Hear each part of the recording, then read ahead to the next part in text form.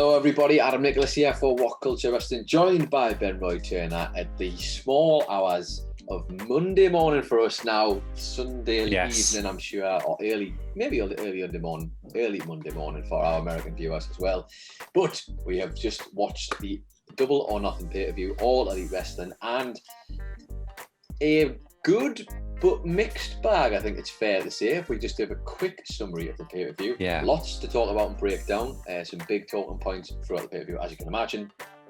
Maybe not quite ending on the correct note, again, which seems to be a recurring theme maybe for some AEW pay-per-views. More on that in a second. We aren't Adam Wilborn. He's far better at this than we are, but we will run it down and give you the results from all the matches and the fallout from each one, starting with the buy-in, of course. We had Serena Deeb, the NWA Women's Champion, taking on Riho in the first match of the night. And as you can imagine, the crowd was absolutely electric for this one, the first one back. And you know what it is? I think we both agree, they picked the right match to put out here because these two put on an absolute bomb. But I guess it was helped by the fans. You know, the fans were really into this, so anything might have worked, but it just really felt like there was like a real aggression about Serena Deeb, and Riho just played the absolute perfect, I'm getting beat up for this whole match. You know I might make a comeback, but in the end, maybe not, because she couldn't quite overcome Serena Deeb. In the end, after she'd been working the leg and she had that injured leg, Riho, despite the fact she had a spirit comeback a couple of times, landed herself in the one-legged Boston Crab of Serena Deeb, who, honest to God, Ben Roy, torqued that leg to the point where it was like a curly cut back to her neck, basically, and she tapped out Riho. So no new women's champion tonight. Well, in the NWA women's champion department, at least. It's weird. It's like almost like remembering Riho and Serena are still here because we don't get to see them as much on the main shows, and it was just a good effort. It was more than a good effort. It was a great way to open it on the buy-in, getting the people like electric ready to it, and it was nice to see this sort of darker side from Serena that I don't think I've seen for a while. She definitely felt like she had a much more aggressive side, much more attitude on her, and it really, really worked well against Riho's just pure babyface goodness here. But yeah, keep your eye on this one. Serena Deeb may well be turning to the dark side sometime soon. But from there, we went to the main event. The main event? Just straight away to the main event. That was it. We went to the main card, and the first match on the main card of AEW Double or Nothing was Hangman Page versus Brian Cage. We wanted to know which one of these big beefy boys was going to be coming out with the victor. This is the rubber match, of course. Cage had won. Page won the first, Cage won the second. But it wasn't to be a night maybe for all of Team Taz, I think it's fair to say. This one started off really well, just as you can imagine, back and forth, heavy stuff from these two from the off. Brian Cage, who had been specifically talked into doing this by himself by Hangman Page on Friday night's AEW Dynamite, he stuck to it, because despite the fact he came close a couple of times to putting Page away, and Page then, the classic Page, came across and did a multitude of his incredible offense, almost had Brian Cage, couldn't put him away, but then just as the tide was turning, it looked like things might not be about to work out for Page. All of Team Taz came trooping out from the back, as you can imagine, surrounded him.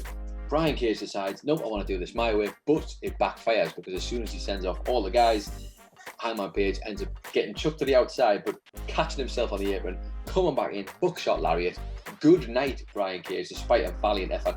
Power bombs, all sorts, attempted a buckshot lariat of his own on Hangman Page, which backfired into an F5 that Page did on him. But ultimately, Hangman Page gets the win.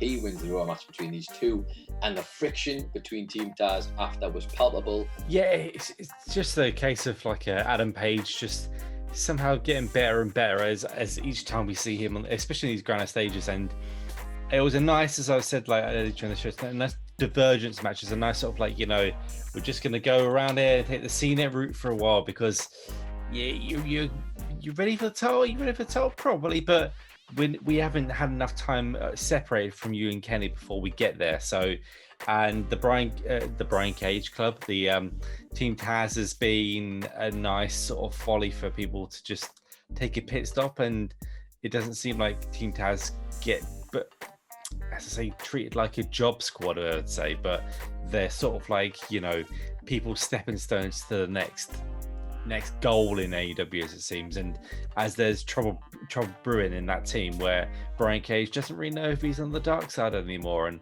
what's Brian Cage going to do after this, going against Ricky Starks and having to remember that Ricky's injured, and Hook and shove him out the way and angering Taz. What happens when you shove little Taz when big Taz is watching? So yeah, but awesome finish. Just everyone needs to learn not to throw Hangman out to the ropes, because you just go to spin around, whirly twirly, buckshot lariat, you're dead. But from there, we went in the second match. Young Bucks taking on Moxley and Eddie Kingston for the tag team championships. And I think me and you were just too busy being lost in how incredibly sort of upgraded it seemed Nick Jackson was for the majority. His porn hair. Dyed his hair this sort of gingery colour. He had a big-ish beard by comparison to him, usually babyface, clean shaven.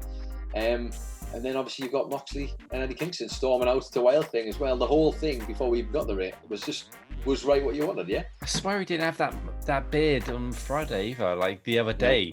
It's not even half a week. He's just all of a sudden, he just go, and it just popped out of his face. And yeah, apart from being distracted by Nick Jackson's transformation into this new creature, it flowed so well. They broke my expectations, because I thought it would be Moxley being all powerful, then tag Kingston in, and Kingston take all the beating. But no, it was Moxley taking all the damage. Kingston, I felt like got more offense in as well, and without being deflated as much. But in the end, having Moxley take the pinfall, which is quite surprising. We even got an interference at one point from the Good Brothers, who came out and sort of chased towards Moxley and Eddie Kingston. Some real ass kicking going on. But then Frankie Kazarian came out to save them. There was all sorts of drama going on. Managed to clear them off. We were left in the ring. But ultimately, yes, John Moxley it was, who ended up taking the BTE trigger. He managed to get it shrugged off once again, which was incredible, for the fans there who were going wild. But then, of course, it was just too much. They literally hit him with 4 more BTE triggers, which then finally put him down. Mushed his head. He took the pinfall. 1, 2, 3. No new tag titles for Eddie Kingston and John Moxley tonight. From there, Ben Roy, we move across to the Casino Battle Royal. Now, or Battle Royale, I guess as they say in America. Lots of questions on people's minds here. Who was going to be the Joker in this one? Who was going to get the victory? Who was going to have a good showing? I guess I could give you this one, because it's not that in-depth. Not perhaps what maybe everyone was expecting. It was unlike the rest of the battle royals we've seen in AEW. It was very quick. It felt it went fast. There was never really a stack of talent that was in there at one time. It was all kept nice and lean. Will Hobbs. I think Luke Cobb was saying Will Hobbs and Christian Cage were thrown out midway through, and they just sort of did the whole spot where they sort of sleep as the House of Hardy sort of cleaned house. Well, Private Party cleaned house, and Matt Hardy just sort of stood there and watched. And we get everyone back in the ring, and it's getting built up, and then poor Powerhouse Hobbs just gets flung out, and then you're like, well, what's going on there? And you wait for the Joker, and then no BS, Paul White stops speaking. Is no BS, Paul White going to be the Joker? Finally, his return to the ring. Nope, it's Leo Rush, and Leo Rush comes in, gets a little bit of offense, and gets thrown out. And Leo Rush is made a Joker in this, it seems. It doesn't get anyone out, barely gets any offense. I wasn't happy with it, and I feel like it's a bit weird.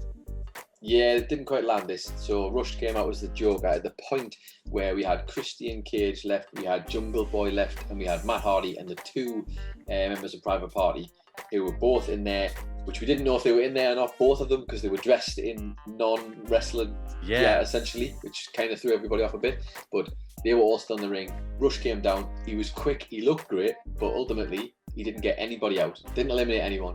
And then was eliminated by the combo of Matt Hardy and Private Party after some clever shenanigans on the outside to stop themselves from going out. It just felt like a bit of a waste, truth be told. And then from there, Matt Hardy ended up going out, as did Private Party. We were left with Jungle Boy and Christian Cage. And you're thinking maybe Christian Cage has got to be his time, right? But apparently not.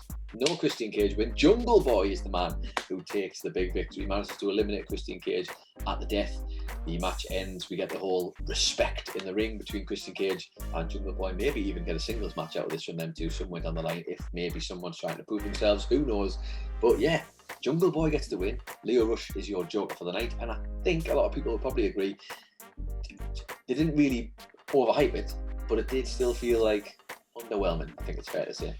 We move across to a match that really, I feel like, killed a lot of the momentum in this pay-per-view at this point.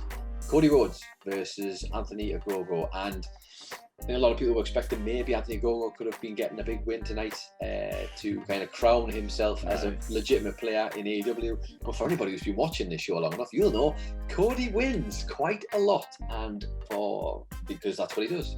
And he did it again tonight. He did get the big W in a match where, in fairness, Agrogo looked good. He looked like he had a lot of the fundamentals that we want to see him have. He's obviously got the promo ability. He looked decent in the ring, I thought, tonight.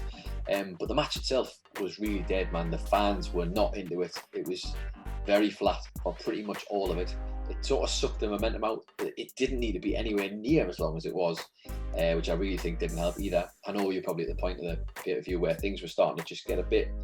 The fans were just starting to get a bit fatigued from all the rest of the team, but it didn't really work at all. I didn't think this one. Like I say, we got a lot of opportunities in this, but in the end, Cody ends up winning the match because Agrogo had been trying to get his punch. He couldn't quite get it landed. If he had, obviously, it might be a different story. Cody wins the match with the vertebraker, which, like, a lot of people were just like, okay, that's your ending. Put him on the back, drop him down, which didn't really make Agrogo look like this big threatening menace at all. It made him look like a bit of a baby, to be honest. I don't have a lot to say about this match apart from it's so confusing how Cody comes around, has like 2 or 3 week programs with someone, kills them, destroys them off, and then just moves on. I wasn't happy with it, and I don't know. I really That's fair. And I don't think anybody else would disagree with you there. It didn't feel like it hit the mark at all, for me personally anyway as well. But speaking of a match that sort of, the end result was good, but maybe again didn't quite hit the highs we wanted it to. We had Miro taking on Lance Archer for the AEW, not for the AEW, the TNT championship in this match. Kind of felt like this had to be a crowning moment for Miro, had to really cement him, although we didn't know how it was going to work because we didn't really want to see Lance Archer take another big L during his time in AEW. But, you know, it was kind of back and forth. There wasn't a great deal in it. The first match we got to see 2 big monsters, 2 guys who've been booked as monsters, just absolutely hossing it out, and they did just that. They took each other around the outside of the ring, beat the crap out of each other for quite a while. There were suplexes into the crowd, there were suplexes back onto the hard floor, if you will. Lots of big men doing big men things in this match. But in the end, it would get to a point where Archer managed to get Miro into the position for the blackout, but Miro would escape and eventually locked in the game over submission and literally bent Archer to the point, like after a valiant struggle, in fairness, managed to get him back into that backbreaker position. Archer didn't tap out, but he did indeed pass out from the pain because Miro is a big, strong man, Ben Roy. Yeah, it's a match unlike we've seen so far in AEW where just 2 big men going at each other and just slapping each other about. And you always had the thing in the back of your head like, well, it's too soon. Unless Miro was a full-on transitional champion, but then you don't really feel like Lance Archer's got much heat at the moment. Like, he went with Sting for a bit and go, hey, Sting, I'm here. And then they did nothing. And I just don't feel like Lance Archer's floating. And we had a great spot where Miro just took the bag with a snake and threw it away and just... Yes, we should point out Jake the Snake did come down at one point to try, and it looked like he was going to do a distraction finish maybe. But yeah, Rusev absolutely lobbed that snake across the stage, didn't he? But, you know, I'm not going to complain. Miro's being booked strong and he gets his second, should I say, proper defense of his title under his belt. And he didn't actually kill a snake. It was just a bag full of nothing. But then, you know, just in case anybody was worried about the snake there, which is fair enough. From there, though, we go to the next big title match that was on the card. It was Britt Baker versus Hikaru Shida for the AEW Women's Championship. And this was another one. There was this little run, wasn't there, of matches? Which kind of felt like it was all still coming from the aftermath of the Cody Agrogo match. Crowd felt a bit flat for this one initially. Baker and Hikaru Shida were doing everything right. I should point out they weren't setting the foot wrong, in my opinion. The match was going really well, plenty of back and forth between the two. Hikaru Shida came out with this stunning all white gear. Britt Baker had like this blood-drenched gear of hers, obviously reminder of what happened the last time she went up against Hikaru Shida. Rebel was of course there. Reba, she was there. There was it's hard because all the pieces were here and everything was going according to plan, but the fans, because they were kind of a bit fatigued or just not so much into it, you can see them kind of wondering how to get them back in. But I will say the last like sort of 7-minute stretch maybe of this match really started to get fans into it. There was a lot of near falls to the point where you and me were like, I think Hikaru Shida must be winning this, because we had like attempts at the lockjaw that didn't land, attempted curb stomps that didn't land. Shida landed Falcon Arrow. The knee strikes to the head she had hit Britt Baker with so many. There was a point where we actually thought Britt might even be injured properly because she was selling her back so well at one point. But it wasn't to be, Ben Roy, because tonight was the night we crowned a brand new AEW Women's Champion. After a year, we have a new AEW Women's Champion, and it is Britt Baker, and I couldn't be happier, and I think everyone else in the AEW sphere couldn't be happier. It was time, like a year-long reign in this era of wrestling, this era of life. A year, for anything to last a year is a feat in itself, and Shida carried that through the pandemic era, and she defended that belt whenever she got the chance to. It was a great time, but at this point you just see like they built up in the story where Britt Baker had just come to the point where she was just going past her and in most ways, and you just need to sort of like pass the baton and let Britt Baker go with it. And yeah, this match started so slow, and I think it's still just suffering from the Cody sort of like black hole in the middle, like a few matches in, but as soon as it got going like towards the last 10-7 minutes, it was fantastic. And I wish the match was even shorter, just so we could had that the whole way through and had that more of a memory. But it was just what a result to finally have Britt Baker as the champion, and I'm just so happy for her. Yeah, huge moment, as you say. She deserves it. She got to the point where she was undeniable, I think, and it was just her time. Nothing against Shida, but basically we got a moment where we thought that might have been a bit of a miscommunication. Rebel ended up smashing Britt Baker over the head with the crutch while trying to get Shida in the ropes. Ended up getting a near fall, but from there it flipped out. Basically, Britt Baker ends up getting Shida in the lockjaw after giving her a curb stomp on the title belt that had come in. She brought the belt in to hit her with. It ended up on the floor.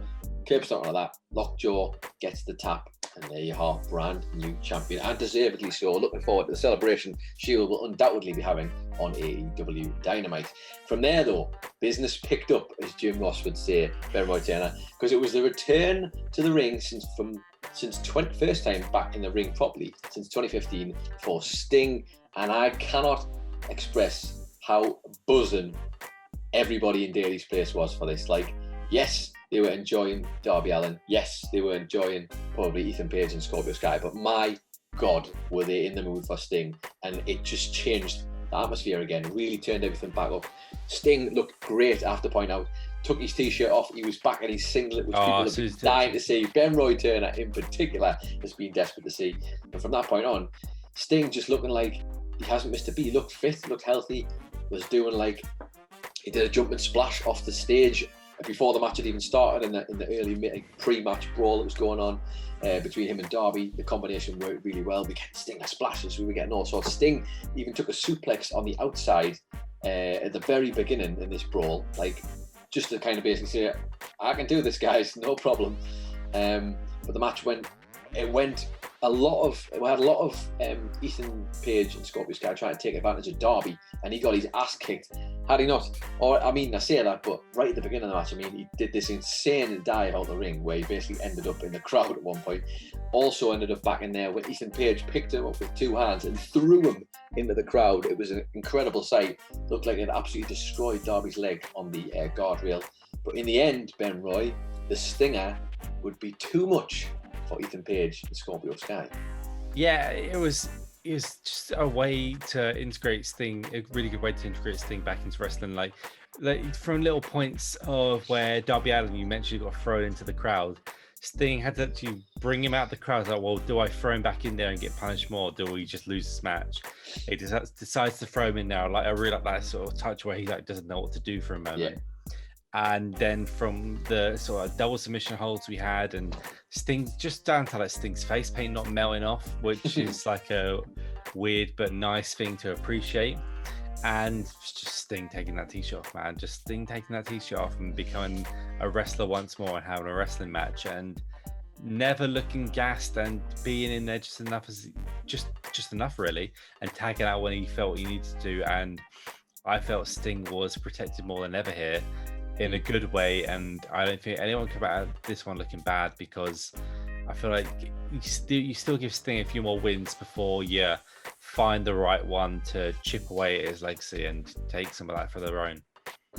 He came close a few times with Scorpion Deathlock to try and get the win, but ultimately it would be the Scorpion Death drop, rather, the drop that would end up getting the pin and getting them the win, which, I mean, great to see Sting back looking fresh, looking healthy, and if it can do more matches like this where it keeps him safe and keeps him protected, more of that, please. More of the same from Sting and Darby Allin. But from there, we went across to our main top end, if you like, the title match of the night. Kenny Omega, the AEW World Champion, taking on Pac and Orange Cassidy in a stacked triple threat match. I think it's fair to say.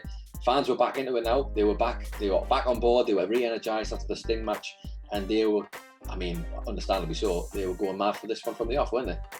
Oh God, this one straight away just had the energy of Kenny Omega coming out with all those belts. Orange Cassidy being, as we, everyone's like, is Orange Cassidy over? Is Orange Cassidy over? Orange Cassidy is very much over, and the crowd went wild for him. And throughout the whole match, every time he sort of recovered and came back, they were just there for him. And I don't feel like this isn't shooting shit at Pac, but Pac felt like the odd spanner in the works, but he felt like a necessary cog to get each part of the match where he needed to go. Like, he needed to destroy Kenny at some points throughout the ring. He needed to wear down Orange Cassidy at some points, and like they all sort of worked well as they needed to. But this match was very much, feels like it was focused between Kenny and Orange. And I feel like we're going to get Kenny and Orange again, maybe at like a Fight Fest or something. But it was for the AEW's first triple threat match since the Cracker Barrel Bash. And of any consequence, shall we say, it was a really good one to start off with. I don't know about what you think there. Yeah, I think you've hit the nail on the head. Pac, I feel like, played a really important role tonight, where he got plenty of offense in, but I feel like he was more there to try and help elevate Orange Cassidy and put him in that slot of being a real actual contender against Kenny Omega. Of course, we get a point where Cassidy was on such a roll. Of course, the power of the pockets came into play plenty of times. He used it numerous times throughout the match, and it always gets a pop from the fans and from us watching it on the live stream. But there was this moment where Orange Cassidy had hit Pac with Omega was already down. He'd already downed Omega. He hit Pac with two orange punches and was literally on the edge of the win. Like, until we had heard that Don Callis had got up from commentary as Orange was going for the finish, he was going to get the 3 count. Don Callis pulls the referee out of the ring to deny him the 3 count, and it would have been a huge win. A strange one, but it would have been a huge one. But then ultimately it would be Kenny Omega who ended up putting Pac down with 4 shots to the skull, with all 4 of the belts. Literally spent ages going 1 belt, 2 belt, 3 belt, 4, and then, which obviously it was strange because they did like a bit of a distraction part, but you're like, well, actually it was a triple threat, so technically it still could have happened, but we're not going to nitpick there. It was just that was the way it went down. But then just about that, they did an amazing moment where Cassidy looked like he might have actually managed to quickly get Kenny up for a pinfall and win the match, and literally from his pinfall was a flip round and Kenny got the quick crucifix pin. It was a really good ending because I wasn't sure how they were going to do it and have it satisfied, but it actually looked like Orange Cassidy came this close and only lost out by the fraction of a second. Really well done, I thought, this. And as you say, they used, Pac, fair play to him for using everything he could do in this match to help elevate Orange Cassidy. And of course, Kenny still comes away looking like a real swine, but maintains his belt in this one and all of his other belts too, indeed. And then yes, the main event. the time that you've all been waiting for. The Inner Circle versus the Pinnacle in the Stadium Stampede match. We had, as you can imagine, after last year, high hopes and high expectations for this match. And in fairness, Ben Roy, there was still quite a lot to enjoy in this one. They separated everybody out, as you can imagine. We ended up getting essentially Shawn Spears and Sammy Guevara peeled off. We got FTR and we got Santana and Ortiz peeled off, and it essentially split up exactly how you'd imagine. Max and Jericho splitting off, and Hager and Wardlow, and there we are, little four segments that you're going to go to in between, and it was chopped up that way in terms of a narrative storytelling. Yeah, and I wasn't happy with it as much as I was the last year. I felt like Stadium Stampede last year was Stadium Stampede. This year it felt like, which I'm going to say what it feels like. I love these matches. The old hardcore matches where they'd go around the arena and you'd have that sort of 10-15 minutes like brawls. We had basically 4 of them that went, one went far too short. Like, I don't feel like we got hardly any of FTR or Santana Ortiz. We got loads of Chris Jericho and MGF, and that didn't turn out to be like the end of the match as it was. So that just felt like it weird to spend so much time on them and then almost roll around until like the smallest part of the match with Sammy Guevara and Shawn Spears, and make that, I'm jumping way ahead, but make that the finish. And it was very confusing at points, and I didn't know why it was happening as much, but I guess I wish they'd spent more time out in the actual stadium. I don't know, that's me being picky of someone who wants to see a Stadium Stampede match, and I got more throwback hardcore style. I don't know what you thought about this. It felt like it was working, but then I just started to feel like last year the segments were kind of quickly intercut. I felt like they were dropping in between different people, and it felt like it flowed much nicer. This year we got stuck in certain bits where, like you say, you had like MJF and Jericho for quite a long time as they were brawling through different bits. The comedy for me didn't land as well as it did last year, maybe, and wasn't really suited maybe to this.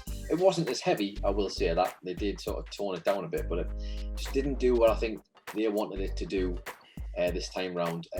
Like I say, the noticeable difference in times between certain chunks didn't really work out. And despite the fact we've seen all of these guys brawling their way through various different segments in the back, we finally did end up with Shawn Spears and Sammy Guevara in the ring. And made it actually down to the ring in Daly's Place. Again, you've absolutely hit the nail on the head there. We didn't get as much stadium stuff this time. It was all, felt like just a backstage brawl at numerous different places. But by the time they got into the ring, Shawn Spears and Sammy Guevara were in there, and you were like, you were sure, Ben Roy, that the only result here that made sense would be for the Pinnacle to get the victory, right? That was what we were all expecting. Especially after Jericho almost killed himself in the entrance, you feel like, oh, maybe we should say like did we mention they rappelled down the side of the stadium at one point? The entry of the whole, like, to start the match, they came down the side, and we thought they nearly killed themselves. But yeah, it just felt so weird because Shawn Spears has got no heat really. The bit of heat he ever got in AEW, I'm sorry, Shawn, you'll never see this, but like when he hit Cody in the head of the chair and done him in the head badly, and like there was all that sort of commotion around that. But ever since then, it's been a weird sort of like start-stop. Are you of Tully? Oh no, now Tully's got his new friends, so you're kind of like on the sidelines there. And he got a lot of offense in on Guevara in the backstage bit, and then handcuffed him, but then left bolt cutters right next to him, so he felt really, really weird. And then chased by just the motorcycle extras that they used once. And yeah, it just came down to... Hey, let's not forget as well, he did end up getting hit in a reversal of last year. He got hit by Sammy, who was driving the golf cart this time, who hit Shawn Spears. Actually, that was what sent him towards the ring in the end for this final spell. We didn't get the Duel of Fates though when he was in his room of chairs. That's true. And we was waiting for John Williams to be just off camera.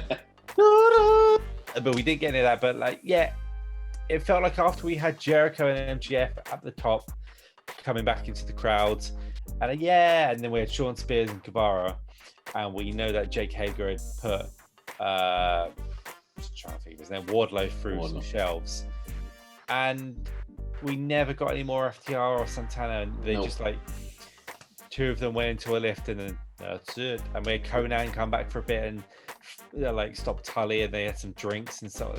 It was fun, but I would have liked maybe in the distance to have FTR and Santana Ortiz duke it out a bit, just so it felt like everything's coming back more than just Jericho wants to be in because Jericho wants to be in front of the crowd, and then we're going to choose to have Sammy win because obviously Sammy's the younger guy and gets him more over. It just felt disjointed in a way that I didn't enjoy the past one, where it felt, even though there was magic in the last year's one, it all felt cohesive. You knew what was going on. Here, I felt like they had left a lot on the current room floor and probably the wrong bits. Yeah, it did feel like it wasn't, again, the flow wasn't quite there, but the finish, I guess, would have worked had it not been this match, maybe. I don't know. We got Sean Spears, we got Guevara in the ring. Spears had already hit Guevara twice with chair shots, once while he was doing a springboard and once while he was down on the ground.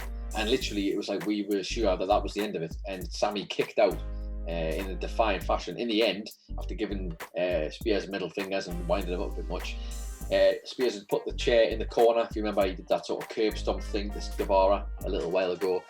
Ended up, Sammy managed to get himself back over, hit the GDH on Spears, which flattened him out. He took him over, put him through the chairs, and then did the top rope 630 senton, landed on top of Spears, and literally got the win, much to all of our surprise, because it just didn't feel like what was going to be the end and note for this. I don't know, but it was what it was. Lives. Inner Circle survives another day. The Pinnacle have lost now, which feels like a very weird choice indeed. Ben Roy and I were both very, very not into this, I think it's fair to say. But hey, Chris Jericho got to sing with everybody his song at the end, and isn't that what it's all about? I mean, Eddie Kingston, this face here on my chest, if you're watching this, Eddie Kingston can see. I'm sure he is, yes. He's not happy with that result, and I wasn't happy with that result. I didn't want, not like I wanted the Inner Circle to go away, because I'll be like, what are these guys going to do afterwards? But we didn't book them into that corner, and I think unfortunately they've ended up chasing this Chris Jericho as a babyface thing, the Inner Circle as babyfaces. Maybe that'll be the third match, who knows? But right now, it feels like a questionable choice, because the Pinnacle should have surely been dominant and should have won, even if it was by hook or by crook. Not that hook, the actual phrase. I still think that they should have picked the win. Anyway, that was it. Like I say, the end note, maybe underwhelmed, confused, along with a couple of other matches that we felt could have been better. All in all, though, good pay-per-view, I think it's fair to say. But yeah, that was the AEW Double or Nothing 2021. A mixed bag, I think it's fair to say. But we had a good time, and we spent some nice time watching it on the live stream, so it's always good when you get to do that. Anyway, we need to go to bed. So, with that said, you can follow us. You can follow WhatCulture, shall I say, at WhatCulture WWE on Twitter, and you can also follow your host. You can follow Ben Roy Turner at Ben Roy Turner. You can follow me at It's Adam Nicholas, and you can follow. Just don't follow me to bed, because that's where I'm headed right this second. Thank you very much to everybody who joined us for the live stream. If you're indeed watching this, hope you've enjoyed the show for whatever it was, and we will definitely see you maybe on the next one.